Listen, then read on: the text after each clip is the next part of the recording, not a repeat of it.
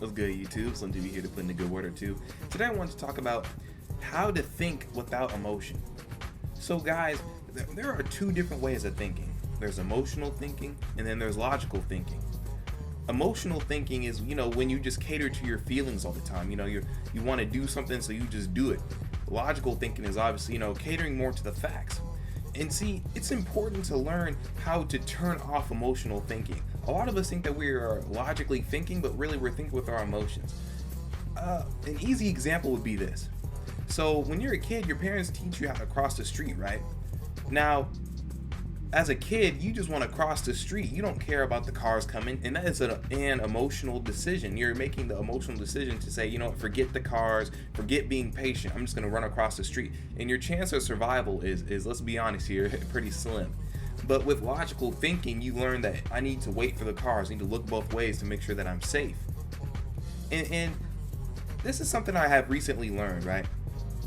I think for me personally, I haven't been making as many logical decisions as I think I have been, because when you cater to your feelings and your emotions all the time and you make emotional decisions and you're like, well, I don't feel like doing this and I don't feel like doing that, and I'm not going to change to make my life better, instead I'm just going to be emotional and do what I want.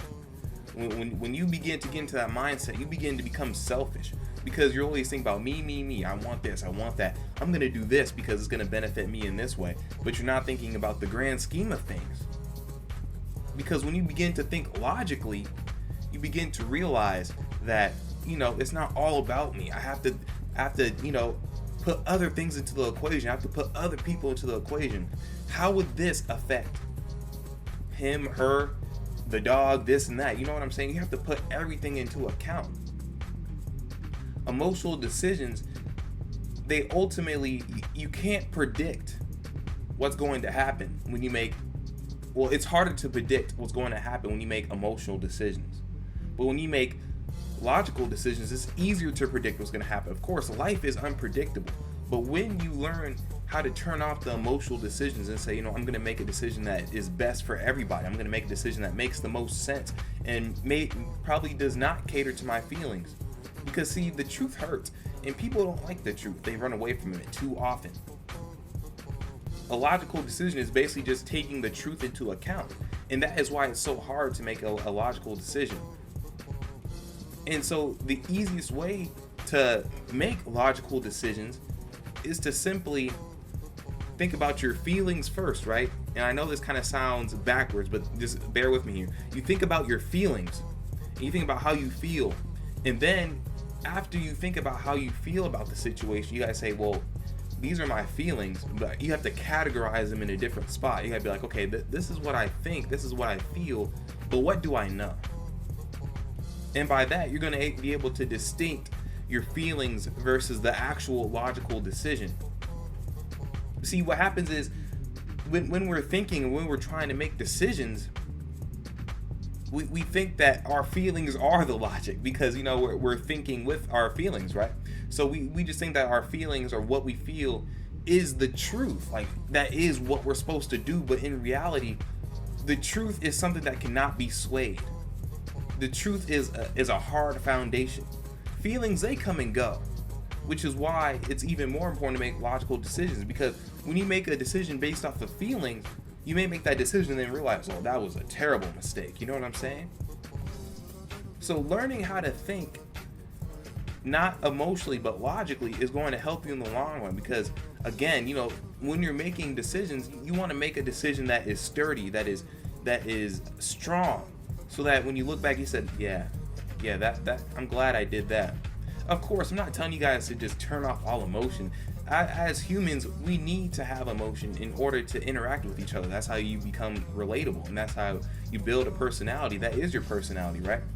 So it's really just having a balance.